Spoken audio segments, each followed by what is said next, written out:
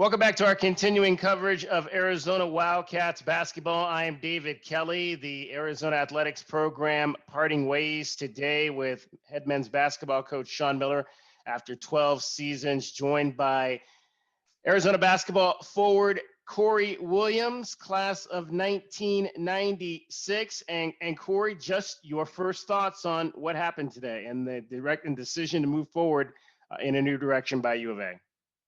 Well, it's a big news day in sports, obviously, for the city of Tucson. But, with the legacy of Arizona basketball, it's also a national story. Sean Miller had a lot of success at Arizona, won a lot of games. I think he's one of the fastest coaches to the 300-win mark, or maybe it was even the 400-win mark. I can't remember. But, just a tremendous job that he's done. So any changes that take place with Arizona basketball, you're going to feel those tremors nationwide. And I think a lot of people have been following the story and the ups and downs of the program. So definitely a surprise today. What are the players going through right now, do you think? Well, you got to understand, as a young player, this is the most important part of your career. You've left high school, you're now playing college, on that path to get to wherever you want to end up as an individual. So there's a lot of loyalty, there's a lot of trust that a coach develops when you recruit a player and you sign a player. That loyalty, that trust, that emotion, it doesn't just disappear overnight. I can imagine that a lot of the players are upset. A lot of them don't agree with the decision because anytime you have a basketball program, I don't care if it's North Carolina, Duke, Arizona, Michigan, UCLA, the coaches and the players are one unit. They really are. They have to function that way for the team to be successful. So when you have a leader who is removed, you can only imagine emotionally what it's like. And we're all adults, and we're talking about young men early in life who are probably very emotional at this point. This is an interesting situation, obviously, that the university is having to replace its two main programs, the leaders of its two main programs within the same year. We saw a very strong groundswell of activism within the U of A football alumni base when that transition was going forward at the end of the last calendar year. What do you think? What's it like on the basketball side, though? I mean, are guys talking? Do guys have opinions? Or is it that same type of groundswell type situation on the men's basketball side with the alumni base? I think that there is, when you talk about the alumni base and such a huge part of our modern day alumni base played under Coach Olson. First of all, it's a lot fewer players than football. So it's a smaller group. We can actually all get together sometimes for special events. And I think the fact that we all play for Coach Olson, there's a tremendous level of basketball IQ. You see a lot of our alums in the NBA, former NBA players, coaches at the collegiate and NBA level. So everybody knows basketball. But I think one of the things that I like about our group, whether you're from the 88 era or you're from the 2016 era, you understand basketball, but you have a respect and a reverence for Arizona basketball. Whoever's at the helm, whoever's running the program has the utmost respect and loyalty from the alums. You don't see a lot of guys talking in social media or publicly criticizing whoever coached. I know when Russ Pennell got the job, we all threw our arms around Russ, and we just want to see the program doing well. And I think that's the best way we can summarize how the alumni, the way they react and the way they take this information in.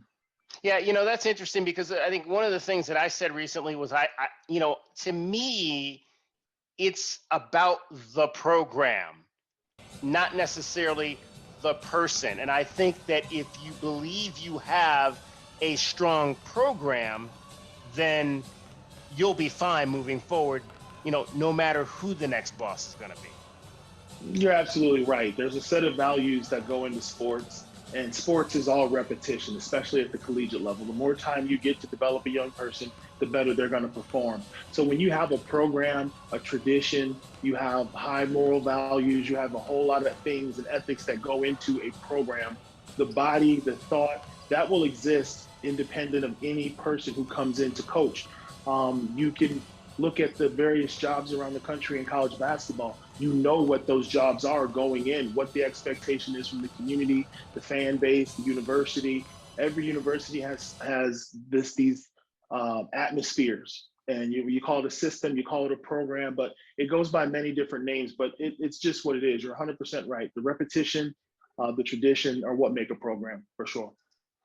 All right, I'm not going to put you on the spot in terms of who the next coach should be, but what I do want to ask you, Corey, is what do you want to see as an alum of this program? What do you want to see in terms of the skill set, the mindset, the basis of teaching for the next head coach here at the University of Arizona?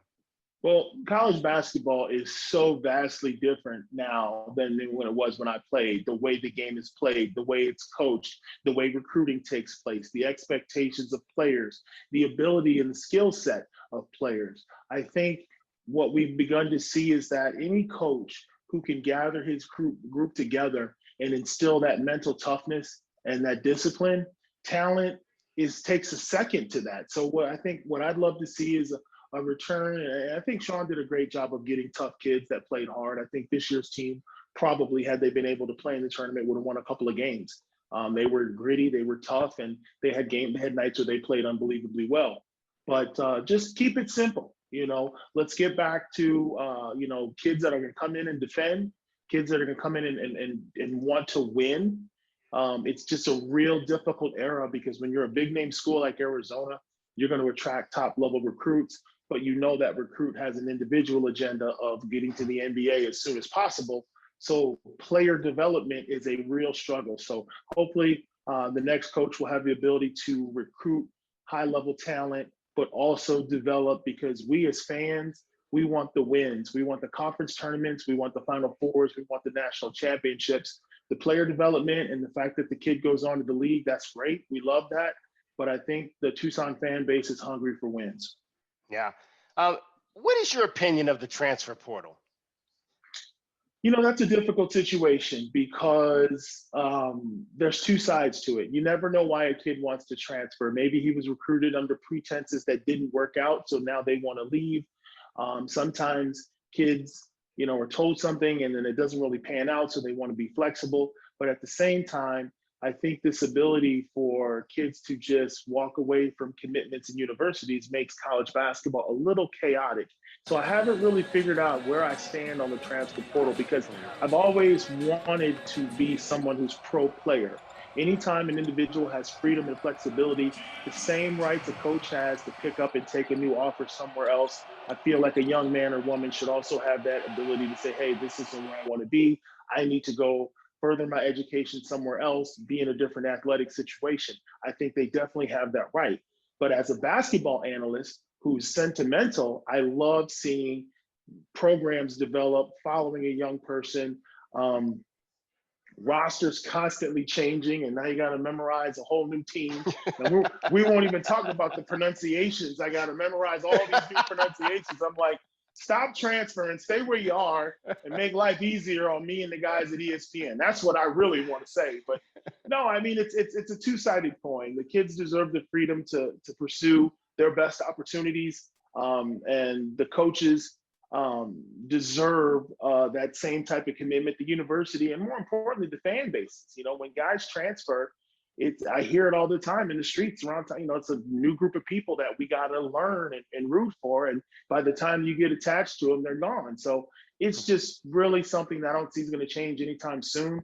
So I feel for the fan bases all across America, but I also understand the kids. Yeah. Corey Williams, we're talking with Corey Williams, class of 1996, University of Arizona basketball. And Corey, you were obviously in the building in the mid 90s there at the same time that Adia Barnes was getting her career started here at the University of Arizona. Just your thoughts on where, I guess, take me back to where you knew her as. I mean, you were a little bit older than her, I believe. So where you knew her as a student athlete to what you've seen now with the way she's really put this program on the women's side to the forefront nationally. Well, I'll tell you a quick story. When Adia showed up at Arizona, I believe I was a sophomore or maybe going into my junior year. And of course, we were coming off the Final Four in '94. We ran the city. We were the big guys on campus. And I remember the way practices, you had to share McHale Center, and we would be in the gym during the women's basketball games. Their crowds weren't that big. We'd finish up practice. They'd set up for their game. But I remember coming out of the weight room and just walking into the stands and watching her play. And I remember turning to Ray O's and I said, dude, she plays harder than we do. Like, it was that level of intensity watching her play. She willed herself into become a phenomenal professional player. She played so hard that, recruiting aside, she made herself a star at Arizona. And then you see the way her teams play, and it's like it's not a coincidence.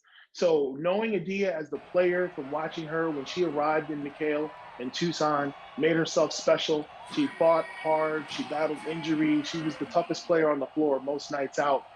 She's brought that mentality back, and it's just so great that she's doing that for us here in Tucson with the Wildcats. Because to be honest with you, she's one of the hottest coaches in the country, and it wouldn't be surprising if other teams, other schools made a run at her because she's that good.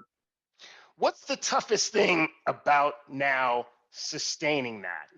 Sustaining, maybe not that Final Four level every year, but now the expectation is going to be at least NCAA tournament, maybe Sweet 16, to be on that level, to really the men's program. Because I always said, to me, the men's program was a Sweet 16. That was the goal. If you didn't get to the Sweet 16 on the men's side, to me, every year, that was a disappointment.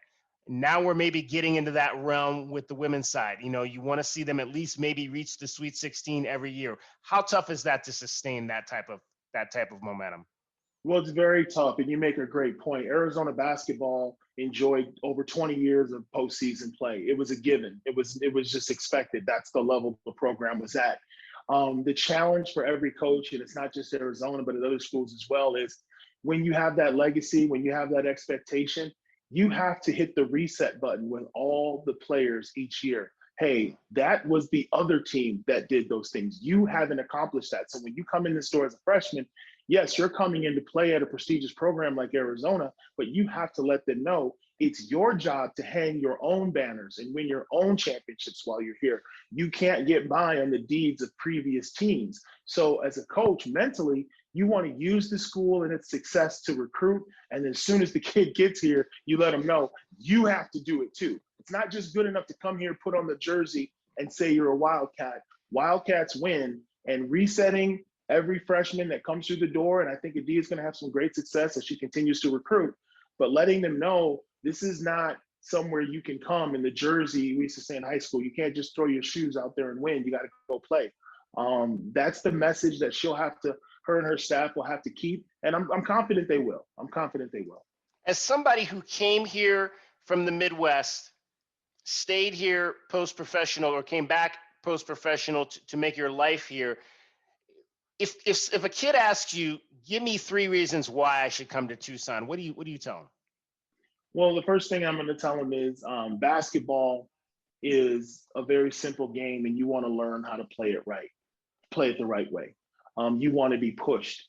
You want to have the ghosts of Jason Terry in the stands. You want to have the Mike Bibbies and the Miles Simons to be compared against, because that was excellent. We have a laundry list of players that came here, had success. So if you ever want to know where you fit in the whole anthology of basketball, come to Arizona, because we've got the resume, we've got the players, we have the coaches. You'll know everything you want to know and get as far as you can get in terms of talent development. And then I tell them, we have the best winners in the country. You want to be in the Big Ten on an ice cold bus, going around all them little no-name cities and playing in the Big Ten, go right ahead. But if you want to live in Tucson and go up and down the West Coast during the summertime and in the winter, can't beat the weather. So Tucson sells itself, Arizona basketball sells itself, but most importantly, seriously, when talking to young people, where are you going to go where you'll get pushed to the limit and find out how good you really can be? There's very few, in my opinion, there's only a handful of schools that can literally tell you that. This past season, obviously, a lot from the broadcast side for you and your colleagues. There were games in arenas. There were games not in arenas. How did that make up your schedule? Were you mostly at home doing games, or were you mostly in arenas? I did not over 90, almost all of my games were done from home in the home studio. So it was something that it took a little bit of time getting used to. But, once the action started and you could hear the sounds and see the game taking place, it was easy to make the adjustment. I think it's something that will probably continue. I know a lot of my colleagues are anxious to get back in the arenas because the atmosphere, the students, the fans, it's just so great. And all that can be conveyed in the broadcast. So as much as the players want the fans back, we on the media side definitely want the fans back too. Give us an update real quick before we get out of here on the Summer League coming up. Obviously, you had to shut it down last year because of COVID-19. What are the plans moving forward for 2021? Well, we're kind of in a wait and see mode right now. We hope that the numbers of vaccinations increase, and I'm really trying to gauge, the opinions and the ideas of a lot of the parents in the community. When I see that there's a desire and a willingness, and parents want their kids involved in sports and a play, then I'll work with my sponsors and we'll get it going as soon as possible. We don't have any hard deadlines with it because it's a summer league. We can do it in June, we can do it in July, we can do it right before they go back to school in August. So I'm really just in wait and see mode. I'm hoping that, Arizonans are out there getting vaccinated, and I hope that parents are, looking at the news and following what's best for them and their family. But I would love it if there was that comfort level. You're talking about a whole bunch of kids out there bumping and sweating against each other. When parents are comfortable with that, the pro league will be ready to go. And just your thoughts on the NCAA tournament, what you saw, it all being in one site. I mean, there's talk that maybe in the future you play early round games at maybe different sites, but then you move the last, the regional round and the Final Four to maybe one location. What do you think will be the future of that moving forward? And also just on Baylor and where they came from to win the title. Well, I commend the NCAA and all the television networks and all the universities and athletic departments for making this season happen. For a lot of people, when the tournament got canceled last year, it was like, okay, there's not going to be a tournament. I won't get to watch that on TV. It was simply just, a television show that didn't happen. But when you think of the thousands of kids that were behind the canceling of those tournaments, it was just ridiculous. It had a ridiculous impact on seniors that didn't get to play. And, it was way more than just the canceling of a television show. You didn't get to finish your season the way previous generations had always gotten to do it. So to have this year, have a tournament, it was huge. And I commend all the people who put together things, because it was a lot of long days and it wasn't easy. As far as the structure of the tournament, people that get caught up on when these teams tip off and what coast time you get, I never had a problem with the previous format. If you don't play well and you get shipped out of your region and you have to play a low seed, that's on you. If you're used to playing at a West Coast time zone and you get shipped out east, you just got to deal with it. And I think I've never heard teams complain about that, because at the end of the day, they're happy to be in the tournament. It's the people around, the analysts, who make points that really don't matter. Because I can tell you one thing, at that age, you're in the prime of your condition. You don't care when the game tips, you're ready to go. That's something that people throw out there after the fact. And as far as, Gonzaga and how they played, I thought they were definitely the best team in the country all year long. There was some concern of mine, was the West Coast Conference going to be adequate preparation for them? But they play a tremendous non-conference schedule as well. So I felt like this team was tested. They were deep. But when they ran into Baylor, it was obvious to me that Baylor had a huge chip on their shoulder. I was telling a friend of mine, Baylor absolutely refused to be the answer to a trivia question. They just weren't gonna let that happen. Like, we're not gonna be that. So there's all the hype, there's all the expectations. The entire country had the Zags picked to run away with it. And that group at Baylor just was so tough, so physical, so aggressive. They really made it obvious that they were the better team that night. I think those teams played 10 times, maybe they split. But on that night, Baylor was not going to be denied. They played very physical ball.